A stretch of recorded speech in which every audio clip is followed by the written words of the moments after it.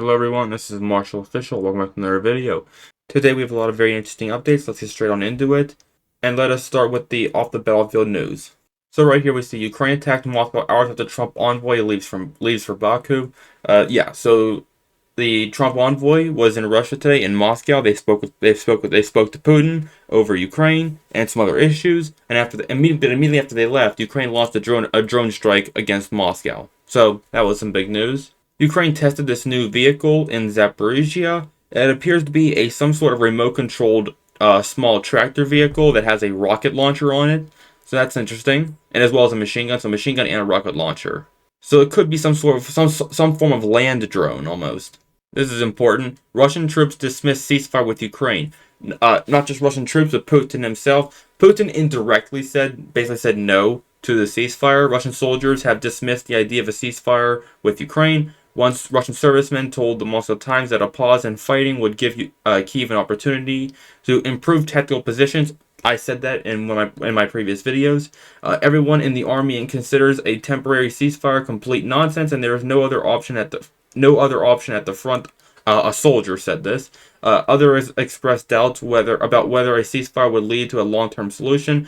No one expects to be back home by the summer. Again, Russian soldiers. These are Russian soldiers, not high command or Putin saying this. These are just Russian soldiers. Putin says he does not want a ceasefire to be. He does not believe a ceasefire to be a solution. He wants a long-term solution. He wants to speak to the U.S. about that, and he only wants to speak. He wants to have direct negotiations with the United States without Ukraine being involved. He says he only wants a long-lasting peace, and that a ceasefire is not going to do that. That's again all excuse. It sounds like he's saying yes. And it sounds like, but in reality, it's a no. You know, he says he supports a ceasefire, but then blah blah blah and all this. So that it's in other words, it's a no. It's simply a no. That's what it is. Ukraine denies Trump's claim. Its troops encircled in Kursk. Ukraine's military rejected Donald Trump's claim that its troops are encircled in Russia's Kursk region as false. It's pretty much true. They are not encircled there, but they are very much so. They are very much so defeated. They are being pushed out. We're gonna get into that on the map, but they are very much so defeated. And there were some encirclements earlier, some days ago. So yeah, there were. But as of right now, no, the whole group is not encircled, but they are defeated, disorganized, and being routed. So encircled, no, but defeated, yes, very much so. Trump tells Putin to spare lives of Ukrainians in Kursk. If you remember in my previous video, Putin said that all the soldiers captured will be treated as terrorists. Trump's pretty much saying, don't do that. He says here in this post. But at this very moment, thousands of Ukrainian troops are completely surrounded by the Russian forces. To where he also says that for the other thing. And in a very bad and vulnerable position, I have a strong request to President Putin that their lives be spared. This would be a horrible massacre. One not seen since World War II. God bless them all. So he's telling Putin to show some mercy. Zelensky also finally acknowledged that the situation in Kursk is difficult. It's over, but yeah, it's Vladimir Zelensky has acknowledged that the situation in Kursk, where Ukrainian troops have been pushed back by a rapid Russian offensive, is difficult. Okay. The situation in the Kursk region is obviously very difficult, the Ukrainian president admitted. He went on to defend the Kursk incursion, which Ukraine launched last year, saying that it had eased pressure across the front lines because Russia had been forced to relocate troops to defend the region. Somewhat true. That's fair, but not entirely true. I may make a video explaining the Kursk offensive and was it in any way successful? What did it achieve? What didn't it achieve in the future? And basically, it didn't stop the Russian forces from launching their offensive in the southern part of Donetsk. That's pretty much what it comes down. This offensive was supposed to draw the Russians away from southern Donetsk, where they were about to launch an offensive and send those troops up northward to stop the Ukrainian incursion. Didn't really work because Russian forces launched their offensive anyways and captured a bunch of ground, so didn't really work out. The Russian counteroffensive in Kursk has retaken much of the land Ukraine originally captured, denying Kyiv vital leverage over Moscow and any potential peace talks. So Zelensky said he simply acknowledged the situation, and he said it was difficult. It's a lot more difficult. It's not just difficult. It's done. Really, it's done. Putin tells Ukrainian troops in Kursk to surrender. Vladimir Putin has said Russia will guarantee the safety of Ukrainian troops probably in response to what Trump said, in the Kursk region if they surrender. I would like to emphasize that if they lay down their arms and surrender, they will be guaranteed life and decent treatment in accordance with the norms of international law and the laws of the Russian Federation. Russian media quoted Putin as saying. The Russian president went on to say that Ukrainian authorities should instruct troops in the Russian region which was invaded by Kyiv last year to lay down their arms. His comments came after Donald. Yeah, I just said that. So yeah, that's Russian force. So Putin told the troops in Ukraine they're still. I'm sorry. Putin told Ukraine still in Kursk to surrender, and as of right now, it looks like the Ukrainians have been told have been told to actually to retreat, and we'll go into that on the map. That's everything, so let us now go to the map. So let's start up here in Kursk. As always, Russian forces have continued to make big gains, and they are basically about to take the last few chunks right here. And we now have reports that the Ukrainian forces are now completely just pulling out. They're not fighting for these last two villages or these two down here. They are now just pulling out. And we have a lot of videos of Russian drones destroying many vehicles fleeing the Kursk region that are retreating westward. Most of them are actually vans and civilian vehicles, so it kind of shows the Ukrainian army was just kind of chewed to pieces, and they don't have anything left. Like, they came in there with tanks and APCs, and they're leaving in trucks and vans, so it did not go well whatsoever. And a lot of those retreating Ukrainians are being killed by Russian drones, and their vehicles blown up. So not a good situation. Russian forces were able to capture these villages right here. They captured the outskirts towns of Sudzha, right here to the north, Zulashensky and Goncharovka. They also captured this town over here of Rubashchina. We also reports that Russian forces have already begun to push into Gogolevka. And here to the south, they also captured the small town of Malovoy. Oh, here to the west, they captured this piece of tree line right here, pushing towards the last Ukrainian town on this part of the Kursk front. There's two sections, there's up and down here. They've begun to push into the last town of Oleshnia. After that, there will be no more towns left for the Ukrainian forces up here in the Kursk region. I have a good feeling that after this video, my next one may very well be the last video I make on the Kursk region. There are no changes down here on this part of the front line. It's possible the Ukrainians are just retreating out of this part and are still going to try and hold on to this little chunk down here. But the reports are that the Ukrainian forces are totally pulling out entirely from all the Kursk region, including this part down here. So we will find out tomorrow or the next day. Moving on to the next part of the front line. The Ukrainian forces launched a counterattack here on the Oskil front and recaptured the town of Fyhorlivka. This is important because Russian forces on this part of the front line have always been trying to continue their push over the Oskil and gain a bigger foothold, possibly preparing for a future major offensive on the Kharkiv region for all the territory they lost back in 2022 and this area right here.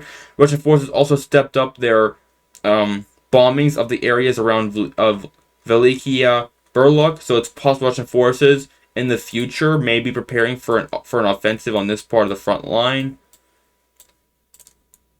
But the Ukrainian forces are trying to prevent that by launching counterattacks against Russia's incursion across their bridgehead across the Oskil, and they have managed to recapture this town right here. But overall, Russian force positions are holding. The Ukrainian forces did previously capture some ground right here as well as to the south, but the Russian forces countered that by making their own gains here and over here. So and also up here. So not a big deal. The Ukrainian forces did have a successful counterattack and did retake this town. Moving further to the south, we don't have anything from the rest of the Oskil front and the Luhansk front. Nothing around here. Nothing on the Bilorivka front. But to the southern part of the Seversk front, we actually do have some changes. Russian forces captured a few tree lines here to the south of Fedorivka. Russian forces also managed to make a small gain and push into the town of Vasukivka. They made another small, very, very tiny little gain here, capturing like a building, two buildings right here, as part of the town of Orikovo Vasulivka. And they made another minor advance right here directly to the north of Priorivka. That makes 1, 2, 3, 4 advances along this front between Chesav Yar and Fedorivka. These three of these advances are very tiny and almost non-existent, but two Two of them, especially these two, but this one, though small, does push into this town right here, starting a small battle for this town. And this one is the biggest one, does not push into a town, but the fact that this gain has happened could suggest that Russian forces may be switching some sort of effort towards this part of the front line. These advances are very tiny and minor, but we shall see. But there is some activity coming from this part of the front line. We have no changes from Chasiv Yar itself. Chasiv Yar is still the same. We do have an interesting development happening down here. First of all, in Kursk itself, the Ukrainian forces were able to capture these few city blocks right here. But we have an interesting development coming from over here. Russian forces crossed the canal right here and captured made two small little bridgeheads. This one right here and this one right here, capturing some tree lines and forested area down here. Not major, but we did receive some pretty big reports the Russian forces had actually managed to capture the entire town of Dachny. Now, that report was confirmed to be too early. It did not actually happen. This town is still under Ukrainian control. But we do know Russian forces crossed the canal over here. And if it's somehow possible that the Russian forces crossed the canal over here and maybe pushed all the way towards Dachny, they have not captured it yet, but are very close to it, which is why we got reports that it might have been captured, but it actually is not captured yet. We might be looking tomorrow, we might get reports that there actually was a very major Russian push in this area that we might see like all of this go into Russian control. That's speculation, but again, we did get false reports that this town had fallen to Russia, plus there's an attack happening over here that was confirmed. We shall see what comes next of this. And again, the Ukrainian forces captured this down here. Ukrainian forces also managed to capture a few tree lines right here to the east of Pantelemonivka. The Ukrainian forces... Russian forces regained their composure on this part of the front line. There's no change. I don't have any changes marked right here. But in the last 2 days, the Ukrainian forces yesterday were able to push south and capture a large piece of territory. They were pretty much able to capture almost the entirety of Shevchenko. But then today, Russian forces pushed them back to, I'm not kidding, literally to the exact same place where the line was before. So there are no changes on this part of the front line. Because Ukrainian forces pushed them out, Russian forces pushed them directly back to the exact same place. That's why I have this right here, but I don't show any changes. So the Russian forces pushed the Ukrainians back exactly to where the line is right here. Further to the north, Russian forces were able to, for like the second or third time now, push the Ukrainian forces out of Kotline. They also were able to secure the little forested area here in the tree line to the west, giving them a small extra line of defense to protect this town. Russian forces have also now, for like the fifth time, pushed into Uspanivka and have captured the majority of the village in one attack. The Ukrainian forces now only control the western outskirts of the town. Russian forces might actually be able to take this tiny town this time. There are no Ukrainian gains on this part of the front line, so it looks like the Russian forces might be getting their composure back on this part of the front line and possibly are now fighting back. We might even see Russian forces restart their attacks on this part of the front line soon. But we do see Russian forces are now pushing back and trying to retake some of the territory the Ukrainian forces were able to retake themselves. So we do see some changes coming from this part of the front line. We have no changes from anywhere else along the southern Donetsk front. That is rare. That is very rare. But and that includes the Veliky front / the Komar front. There are no changes from this part of the front line. But we do have very interesting reports coming from western Zaporizhzhia.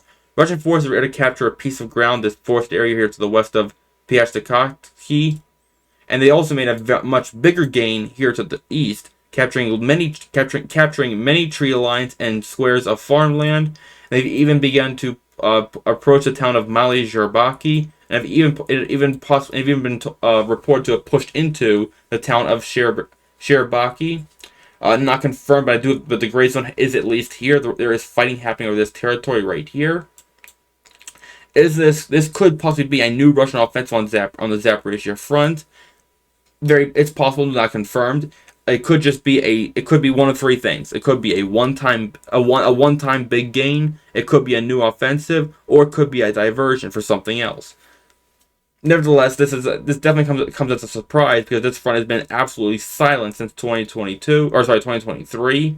It could possibly be that this attack is happening because Russian forces are trying to retake the last of the ground that the Ukrainian forces were able to recapture in their 2023 counteroffensive. Like we see here, Russian forces were able to retake all the lost territory around Robotny. They retook all the lost territory around Vligina Vasilke and captured a whole lot more beyond that. And the one part of the front where the Russian forces have not recaptured the Ukrainian ground that they captured in 2023 is this area right here. Russian forces might be seeking to now do that and undo all the Ukrainian gains from their 2023 counteroffensive. But anyway, guys, that is your entire map update. That is your entire off the battlefield update. That is everything for today. Thank you guys so much for watching. I will see you guys next time. Make sure you guys hit the subscribe button, the bell notification, and the like button. I'll see you guys next time. Bye.